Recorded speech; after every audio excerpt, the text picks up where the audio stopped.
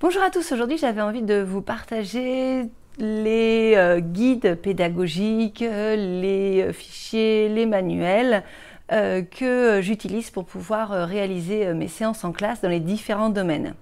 Donc, eh bien, je vais commencer par les domaines qui sont indiqués dans la liste des programmes. Donc, il y a français, mathématiques, langue vivante. Donc, ça va être l'anglais, éducation physique et sportive, enseignement artistique, questionner le monde et enseignement moral et civique.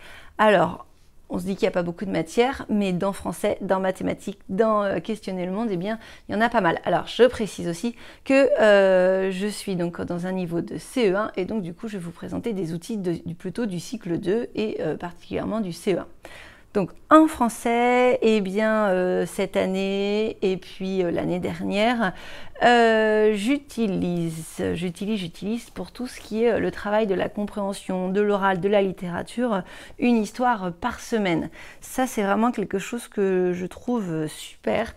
Mes élèves ont pu avoir ces séances-là qui ont été menées par ma décharge. Comme je suis directrice, une journée et demie par semaine, eh bien c'est une autre, généralement une femme enseignante qui vient dans ma classe. Et donc, je lui avais demandé si elle voulait bien faire ça. Et elle a fait donc une histoire par semaine, c'est pour les CE1 et les CE2. Et c'était vraiment super parce que je trouve que ça a permis aux élèves de se concentrer davantage à l'oral parce que c'est quelque chose qui est vraiment, enfin, qu'on ressent difficile chez nos élèves, d'avoir une attention, une écoute attentive et pouvoir ensuite restituer ce qui a été dit. Parce que c'est souvent qu'on va donner une consigne en classe et puis qu'est-ce qu'il faut faire, maîtresse? Donc voilà, écouter une histoire, c'est pas si facile que ça de l'écouter jusqu'au bout et d'en comprendre toutes les subtilités. Donc c'est toute une méthode qui est vraiment pas mal pour pouvoir travailler la compréhension orale. Et puis aussi le vocabulaire, c'est vraiment super comme chouette, c'est super chouette. Et il y a vraiment plein de choses. Je vous conseille voilà, d'aller en savoir plus sur ce manuel. Donc ensuite après, eh bien en français, j'utilise en lecture de travail de l'affluence, le cahier de fluence de Léo Léa. Il est vraiment super, je trouve, vraiment adapté par rapport au guide de référence, le guide rouge pour les CE1. Et je ne l'ai même pas là, parce que ça, en fait, c'est la base sur laquelle je me prends, évidemment, c'est les programmes. Mais ensuite, après, à partir des programmes, eh bien, c'est bien d'avoir des outils avec des séances un peu plus concrètes parce qu'on ne peut pas tout inventer. Et donc, en fonction du guide de français, de l'éducation nationale sur tout ce qui est lire, écrire, eh bien, je trouve qu'il est vraiment très adapté et qui correspond très bien. Donc ce petit fichier, mes élèves, ils en ont chacun un et ils vont pouvoir lire des syllabes, lire des mots où on va travailler sur un son. Ensuite, après, ils vont lire un début de phrase et puis ces phrases vont augmenter d'une ligne à une autre ligne. Et puis, il va y avoir quand même aussi tout un texte avec des petites questions de compréhension, mais on est vraiment sur un travail de fluence et puis on va pouvoir aussi compter le nombre de mots par minute. Et ça, donc toute l'année, les élèves travaillent là-dessus. Et ce qui est vraiment aussi, ce qui me plaît beaucoup, c'est qu'ils ont encore en CE1 un support qui va à la maison et ils peuvent comme ça s'entraîner tous les jours à la lecture parce que c'est vraiment très important encore en CE1 de s'entraîner à la lecture tous les jours, même à la maison comme au CP. Dans ce qui est aussi lire, écrire. Alors un fichier aussi que mes élèves ont cette année, j'ai choisi les cahiers Bordas pour l'écriture. Alors je me suis beaucoup inspirée de la méthode Dumont l'année dernière où j'avais mon propre cahier d'écriture et donc je faisais les écritures à la main. Mais vraiment, c'est très chronophage et comme j'aimerais bien me lancer dans le plan de travail, j'ai vraiment besoin de me libérer du temps pour pouvoir créer chaque période ou alors 2 fois par période des plans de travail pour les élèves. Et donc, je me libère du temps cette année où c'est un fichier tout fait d'écriture. C'est pas ce qui est préconisé effectivement par le ministère de l'Éducation nationale, mais à un moment donné, il faut faire des choix. Voilà. Donc, Celui-ci, il m'allait bien parce qu'il y avait en plus dans le fichier l'apprentissage des lettres. Alors ça suit un peu la progression de la méthode Dumont, quand même ça y ressemble. Et en plus de ça, eh bien, il y a des petites réalisations, de petites productions d'écrits, de petites phrases. Donc, et ce que j'aime bien aussi dans ce fichier-là, c'est qu'il y a des stratégies de copie où on va apprendre à l'élève à photographier un groupe de mots et ensuite l'écrire sans essayer sans regarder au-dessus ce qui est écrit pour éviter de copier lettre à lettre. Donc ça, j'aime bien avoir en plus de ça ces stratégies de copie. En français, et bien dans tout ce qui est étude de la langue. Alors l'orthographe, et bien l'année dernière, j'ai utilisé la méthode de Catherine Huby. Je vous mets dans la description le lien qui s'appelle Double Casquette. C'est une méthode du coup qui enseigne l'orthographe en partant de la graphie. Donc c'est ce qui est aussi préconisé dans les nouveaux programmes et je trouve ça très très bien. Donc je suis un peu sa méthode, je peux adapter des exercices, je vais les adapter surtout cette année parce que je voudrais travailler en plan de travail, mais je trouve qu'elle est vraiment super. Franchement, je vous conseille d'aller voir pour les CE1 et puis aussi pour les CE2, c'est une entrée graphémie et elle est vraiment trop top. En plus de ça, je vous avais présenté, eh bien, je vais utiliser les histoires farfelues d'orthographe pour pouvoir un petit peu voilà, apprendre, comprendre, enregistrer, mémoriser des leçons, des notions d'orthographe avec plus des histoires. Ça marche pour certains élèves d'être aussi dans une mémorisation un peu affective où on va avoir des personnages, des histoires romancées. Donc ça, c'est quelque chose que je vais utiliser en orthographe. En étude de la langue, pour tout ce qui est grammaire, comme j'essaye vraiment de progresser dans un enseignement explicite, eh bien, je m'inspire beaucoup de ces deux fichiers-là, manuels-là, donc français explicite et puis étude de la langue. Alors, c'est pas forcément le manuel sur lequel je vais m'inspirer, mais ça va être les guides pédagogiques qui sont proposés sur les sites internet. Donc il y a la librairie des écoles et puis c'est de chez Hachette. Je vais regarder un petit peu ce qui est proposé dans le guide pédagogique et puis ensuite après, eh bien, je vais créer un petit peu ma séance et ça m'a permis aussi, ces deux fichiers-là et les guides qui vont avec, de pouvoir un petit peu voilà, vraiment rentrer dans cet enseignement explicite. Donc voilà, en grammaire, je m'inspire beaucoup de ces deux-là. Aussi, alors en vocabulaire, je vais souvent donner le vocabulaire à ma collègue. Alors en fonction de l'année prochaine, si jamais ma collègue elle vient le matin ou l'après-midi, je pourrais ou pas reprendre le vocabulaire parce que j'aime bien comme aller sur tout ce qui est histoire, donc justement avec une histoire par semaine. On va pas forcément le faire toute l'année, on va le faire presque la moitié de l'année et puis il va y avoir régulièrement et après toute une grosse partie, la deuxième partie de l'année, des études d'œuvres complètes avec des thématiques comme des œuvres théâtrales ou la bande dessinée ou le documentaire ou les contes ou les fables, des choses comme ça. Et donc souvent, moi j'aime bien faire le vocabulaire en lien avec la littérature. Donc, et à partir de tout le vocabulaire, faire des nuages de mots, de tout le vocabulaire qu'on va découvrir dans tout le champ lexical qu'on va découvrir dans différents livres qu'on va étudier.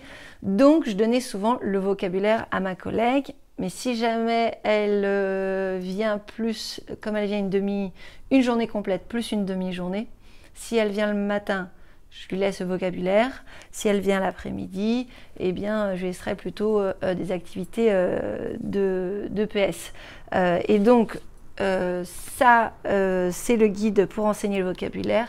C'est aussi un guide sur lequel je vais m'appuyer pour pouvoir enseigner le vocabulaire. Donc, soit je le propose à ma collègue, soit sinon, eh bien, du coup, je vais le mettre en place dans ma classe en s'appuyant de ça. Donc je ne sais pas si jamais je vous envoie cette vidéo avant ou après. En tous les cas, eh bien, je fais une vidéo, je l'ai déjà faite, je vais la publier bientôt, ou alors je l'ai déjà publiée, je ne sais pas dans quel sens je vous publie tout ça, sur justement des guides pédagogiques sur l'enseignement du vocabulaire. Ensuite, eh bien, après, on va avoir les mathématiques. Les mathématiques, eh bien, depuis maintenant, donc ça fera la 4e année cette année, j'utilise la méthode Math au CE1. Donc pendant 2 ans, j'ai utilisé la méthode Math au CE2 de chez Access. Et donc là, j'utilise la méthode Math au CE1 l'année dernière en CE1 et je vais continuer puisque j'ai encore des CE1 cette année. C'est vraiment une méthode que j'aime beaucoup. Pour les CE2, eh bien, j'avais même fait un petit fichier de devoirs à faire à la maison. J'en ai fait aussi pour les CE1 qu'il faudrait que je mette en ligne. Donc ça, c'est vraiment une super méthode. Et il y a plusieurs groupes sur Facebook qui partagent beaucoup sur cette méthode-là. Donc je vous invite à aller voir ces groupes-là pour pouvoir échanger là-dessus. Voilà, mais c'est avec le guide du maître qui est très bien fait. Alors j'ai toute une vidéo sur cette méthode en CE2, donc pareil aussi, je vous la repropose en commentaire. Vous allez pouvoir aller voir cette vidéo-là pour pouvoir comprendre un petit peu comment fonctionne le guide du maître. Et puis ensuite, après, on va avoir un fichier par élève. Ensuite, après, eh bien, on a tout ce qui est anglais. Anglais, dans notre école, eh bien, on fonctionne avec la méthode Jokatop. On a cette méthode-là du CP au CM2 et donc on suit la programmation de Jokatop. Souvent, je reviens quand même beaucoup sur la littérature de jeunesse avec Eric Carle et d'autres auteurs aussi. Il faudrait que je vous fasse une petite vidéo de tous les albums que j'ai et sur quoi vous pouvez travailler en fonction des albums que je pourrais vous présenter. Mais c'est vrai que partir des albums de jeunesse en anglais, c'est quelque chose qui est top. Mais la méthode Jokatop, elle est très bien, elle nous a bien convenu pour l'équipe, donc on utilise celle-ci et je peux aussi utiliser en complément cette méthode-là aussi, l'anglais à l'école Bubble Class. C'est une méthode en plus de ça qui est pour tout le cycle 2, CP, C1, CE2, donc ça peut être un investissement de cycle pour votre école. C'est une méthode qui est plutôt pas mal avec des projets, j'aime bien aussi. Après l'anglais, enfin tout ce qui est langue vivante, on va avoir l'EPS. L'EPS, eh bien, j'aime bien utiliser ce guide pédagogique-là qui est de chez Nathan. Je vous en avais parlé lors d'une vidéo où je vous avais présenté toute une séquence sur la danse. Et donc, du coup, voilà, on peut s'en inspirer. Un livre aussi qui est plutôt pas mal, un livre de chez Retz pour le cycle 2 qui s'appelle Éducation physique et sportive, donc mais chez Retz. Et j'aime bien aussi comment il est présenté avec des petits schémas, des petits dessins, des explications, donc ça c'est pas mal. Toujours chez Retz, j'avais craqué un jour, je me suis acheté 3 livres de chez Retz, mais c'est vrai qu'ils font qu'ils ont des super ressources. Danser, observer, créer, donc un lien avec atelier autour du mouvement et des œuvres d'art. J'aime beaucoup la danse contemporaine. En plus de ça, très proche de chez nous, eh bien, on a un centre chorégraphique national. Donc on a souvent un partenariat avec eux. Donc on pratique souvent la danse créative, la danse contemporaine. Donc voilà, je voulais un petit peu la lier avec l'art. Donc j'ai fait quelques séances avec cet ouvrage-là, pas l'année dernière, l'année d'avant. Et il est pas mal. On a ensuite après l'enseignement, questionner le monde. Questionner le monde, eh bien chez Access Sciences à vivre cycle 2, il est très bien fait et comme du coup le guide pédagogique des maths, eh bien il y a beaucoup de photographies et ça permet de voir un petit peu comment on peut mener les séances en classe. Le fait d'avoir une photo, on voit l'enseignant dans sa classe qui va expliquer peut-être de manière magistrale quelque chose, et ensuite après on voit les enfants regroupés en atelier, et bien du coup voilà, ça c'est beaucoup plus parlant, et ça c'est quelque chose que j'aime bien chez Access, d'avoir des guides pédagogiques avec des photographies. Donc voilà, ça c'est vraiment un super guide pédagogique. Pour les sciences, j'aime bien aussi les petits fichiers de chez Luciole, j'aime bien aussi les utiliser. Voilà, pour questionner le monde. Alors tout ce qui est temps, espace, en CE1, alors en CE2 j'utilisais pareil aussi un guide de chez Access, mais en CE1 en fait je suis un petit peu en fonction de différentes choses. Je vais piocher des choses en ligne, je vais créer des choses beaucoup par rapport à ce qu'on vit en classe.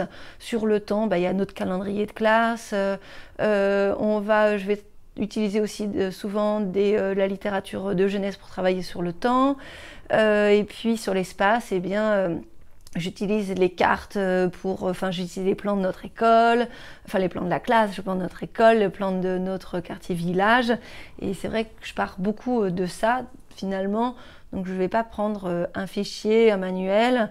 On peut parler des différents paysages, mais là je vais aller chercher un peu à gauche, à droite, mais j'utilise pas du tout de fichier ou de manuel pour l'espace, parce que c'est assez proche à notre environnement. Enseignement moral et civique, je vous en avais parlé dans l'une de mes vidéos. Guide d'enseignement moral et civique de Max et Lily. J'aime bien partir de ce qu'ils proposent, des petites bandes dessinées. Après, souvent, eh bien, là aussi, je vais partir de littérature de jeunesse, ou alors d'un moment vécu en classe, en récréation, surtout. Voilà, on va rebondir sur des choses qui se passent au quotidien. Donc je vais m'appuyer aussi sur les choses que je peux avoir sur internet. Encore une fois, évidemment, je vais, avant d'utiliser un petit peu toutes ces ressources-là, eh bien, je vais déjà regarder ce que proposent les programmes. Mais c'est vrai que d'avoir des guides pédagogiques avec des propositions de séances, ça permet d'avoir une base, soit de les reprendre, soit de les adapter à notre classe, à notre niveau, à notre façon de fonctionner. Mais voilà, toujours partir des guides de référence, des BO, et puis après d'avoir des outils. Alors ça, c'est des choses que j'ai cumulées depuis plusieurs années. C'est vrai qu'il y en a quelques-uns qui m'ont été offerts par les éditeurs, parce que du coup je vous présente des vidéos, mais pas tant que ça. Au final, il y a des choses qui viennent de l'école, hein, comme le guide pédagogique de maths, de sciences. C'est des choses qui ont été achetées avec les budgets d'école. Après, il y a les petits fichiers, les petits guides de chez Retz. C'est des choses que j'ai achetées de ma poche parce que j'avais envie de les avoir et de les garder, parce que c'est vrai que si on change d'école, et bien du coup on les laisse dans l'école. Donc voilà, c'est des choses que j'ai depuis un moment, parce que je suis enseignante depuis un moment dans cette école-là, et que je suis aussi enseignante depuis quelques temps maintenant. Donc voilà, c'est des choses qui s'accumulent petit à petit, et du coup, eh bien, il faut vraiment ne pas... ce que je veux dire par là, c'est que j'ai aussi pu voir dernièrement, j'étais assez étonnée parce que pour moi la communauté enseignante était vraiment avec un esprit éthique et bienveillante, et j'étais étonnée de voir par des collègues sur Instagram qui publient des guides pédagogiques conséquents être déçus parce que à peine édité, leur guide était déjà disponible en PDF sur des groupes Facebook, et ça c'est vraiment vraiment dommage. Je sais que c'est difficile parce qu'on n'a pas des gros budgets qui nous sont donnés par la mairie pour pouvoir acheter des guides pédagogiques, mais il faut vraiment éviter ce genre de choses. C'est pas du tout éthique, c'est pas du tout responsable, c'est vraiment du piratage, comme quand vous allez pirater un film, ou comme si jamais vous allez pirater et récupérer gratuitement de la musique. Donc voilà, c'est pas correct, et en plus de ça, les collègues qui font ça, franchement, pour éditer mon agenda, eh bien, on récupère des sous, mais c'est vraiment 1 € par livre vendu, donc même pas 1 € par livre vendu. Donc souvent on le fait parce qu'on est content de partager ça et on a abouti à quelque chose et c'est quelque chose qu'on avait besoin, donc on vous le partage. Mais c'est vraiment triste que ces guides-là, qui sont souvent réalisés par des enseignants, par des IEN, par des conseillers pédagogiques, eh bien, puissent être ensuite disponibles en PDF gratuitement sur des sites. Donc voilà, c'était ma petite minute coup de gueule, on va dire. Voilà, et sinon, dans les choses après que j'utilise aussi, eh bien, évidemment, je vais m'organiser toute l'année avec mon agenda, et puis je vais utiliser des petits cahiers comme ça, sur lesquels, eh bien, justement, je vais écrire sur mes feuilles blanches, je vais faire mes petites fiches de prep. Et je vais bien marquer mes objectifs, enfin les compétences que je veux travailler, l'objectif de mes séances, et puis ensuite, étape par étape, en essayant de suivre un enseignement explicite, je vais noter un petit peu les choses, comment je vais amener ma séance avec mes élèves. Donc voilà ma petite présentation de tous les supports qui peuvent être intéressants pour le cycle 2 et aussi notamment pour le CE1. J'espère que cette petite vidéo vous aura plu. N'hésitez pas à communiquer dans les commentaires. Et puis je vous dis à bientôt pour une prochaine vidéo de maîtresse. Salut!